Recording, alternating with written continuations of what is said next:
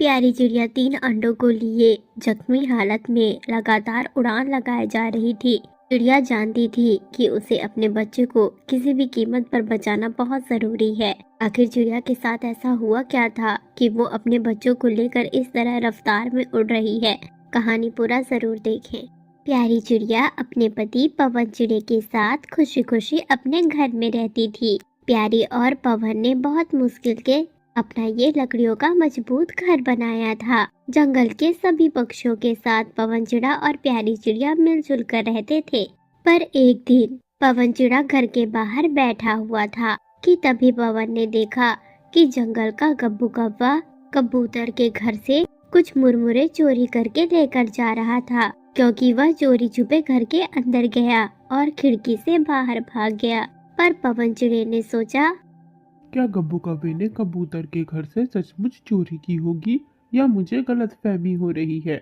ये पक्का मेरी गलतफहमी ही होगी। हम जंगल के सभी पक्षी एक दूसरे के साथ मिलजुल कर रहते हैं। गब्बू कौवा ऐसा नहीं कर सकता। पवन चिड़ा देखता है कि कबूतर भी उड़ान लगाता हुआ उसी ओर जा रहा था जिस ओर अभी कुछ देर पहले कौवा गया था। पवन जी, बाहर क्या कर रहे हो? जल्दी अंदर आओ, जल्दी आओ अंदर। प्यारी चिड़िया की आवाज सुनकर पवन चिड़ा ये सब भूल जाता है। कबूतर और कौवे वाली बात भुलाकर वह चिड़िया के पास जाता है। चिड़िया ने 3 प्यारे प्यारे अंडों को जन्म दिया था। चिड़िया, तुमने 3 अंडों को जन्म दिया, तभी तो मैं सोचूं कि तुम्हारा पेट इतना ज्यादा क्यों निकला है। अब हमारे 3 बच्चे इस दुनिया में आएंगे। मुझे इनके लिए भोजन इकट्ठा करना होगा। मैं बहुत खुश हूँ प्यारी, मैं बहुत खुश हूँ। पवन जी, खुश तो मैं भी बहुत हूँ, पर अभी आप भोजन इकट्ठे करने मत जाओ। अभी कुछ महीने पहले जो आपने अनाज लाया था वह अनाज पड़ा हुआ है और अभी आपकी घर में कुछ ज्यादा ही जरूरत है। मुझे किसी भी पल किसी भी चीज की जरूरत पड़ सकती है। अभी तो आप सिर्फ बच्चों का ध्यान रखो। इस तरह प्यारी चिड़िया और पवन चिड़ा आपस में बात कर रहे थे। वहीं दूसरी तरफ गब्बू कौवा का पीछा करते हुए कबूतर गब्बू कौवे के घर पर पहुंच गया था।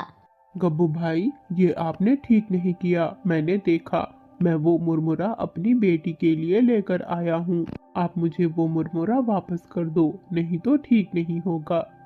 कबूतर भाई, आप ये कैसी बातें कर रहे हो? आप हमारे पड़ोसी हो। हम काफी समय पहले से ही मिलजुल कर एक दूसरे के साथ रहते हैं। आप भी मुझे बहुत अच्छी तरह से जानते हो और मैं भी आपको। फिर आज आप इस तरह झूठा इल्जाम क्यों लगा रहे हो? कबूतर भाई, बस भी कर जाइए। कब से इल्जाम पर इल्जाम लगाए जा रहे हो? हमारे घर पर मुरमुरा जरूर है, पर वह आपके घर का नहीं है। गब्बू जी ने खरीद कर लाया है। आप यहाँ से चले जाओ, नहीं तो ठीक नहीं होगा। गिन्नी की बातों से हार कर कबूतर घर वापस आ जाता है। कबूतर के घर पर मुरमुरे की चोरी हुई थी। कबूतर जानता था कि चोर कोई और नहीं बल्कि गब्बू कौवा है, पर उसके बावजूद भी वह कुछ नहीं कर पाता। शाम के वक्त पवन चिड़ा अपने घर पर 3 अंडों की खुशी में कबूतर और जंगल के पक्षियों को इनविटेशन देता है। जंगल के सभी पक्षी आमंत्रित थे चिड़िया और उसके पति पवन चिड़े के घर पर। शाम का वक्त होते ही जंगल के दोस्त आए हुए थे।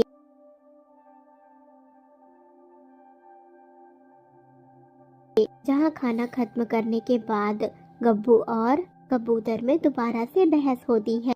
अब्बू, ये तो तुम्हारा दिल जानता ही है कि तुमने मेरे घर से मुरमुरे की चोरी की थी। ऐसा तुमने क्यों किया ये सब तो मैं नहीं जानता, पर तुमने ठीक नहीं किया है। कबूतर भैया, झूठे इल्जाम लगाना बंद कर दो। ये इल्जाम लगाकर आप ठीक नहीं कर रहे। यहाँ सबके बीच मेरी इंसल्ट कर रहे हो। इस तरह गब्बू कौवा और कबूतर के बीच बहस हो रही थी। तभी वहाँ पर पवन चिड़ा आता है जो उनकी बातें सुन रहा था।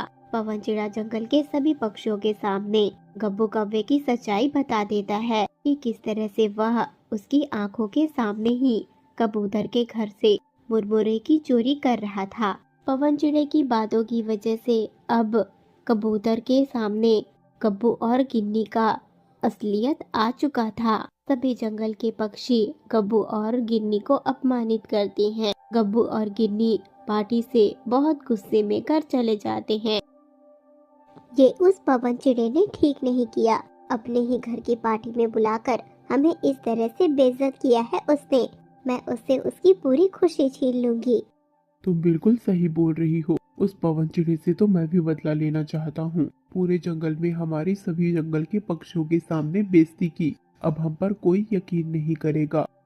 कब्बू जी, पर आपने तो मुरमुरे की चोरी की ही नहीं थी, और मैंने सुना है कि ये पवन चिड़ा झूठ नहीं बोलता।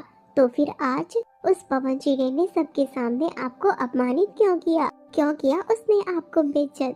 गिनी, ये तो मैं भी नहीं जानता कि उसने ऐसा क्यों किया। पवन चिड़े और प्यारी चिड़िया पर तो मुझे बहुत भरोसा था। मैंने कभी सोचा भी नहीं था कि वो मेरे साथ ऐसा करेंगे।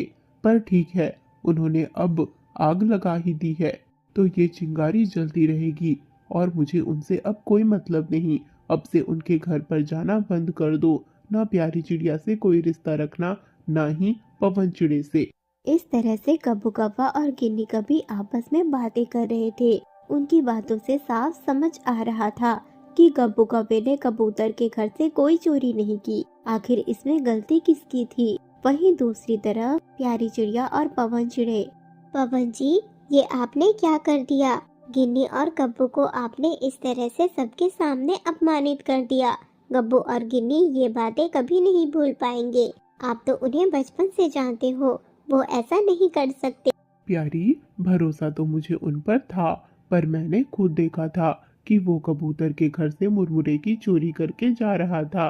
कहीं न कहीं गब्बू और गिन्नी के मन में खोट आ गया है। तुमने देखा था ना किस तरह से वो कबूतर को अपमानित कर रहे थे। कबूतर हमारे पास का पक्षी है, जरूरत के वक्त में हमारा काम जरूर आएगा। गब्बू और गिन्नी इस बार झूठ बोल रहे हैं।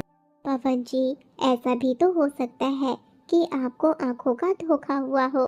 नहीं नहीं प्यारी, ऐसा नहीं हो सकता। मैंने खुद देखा है कौवे को कबूतर के घर से चोरी करते हुए। तुम ये सब बातों को छोड़ो। वो फल की टोकरी कहाँ रखी है जिसे मुझे कबूतर को देना था?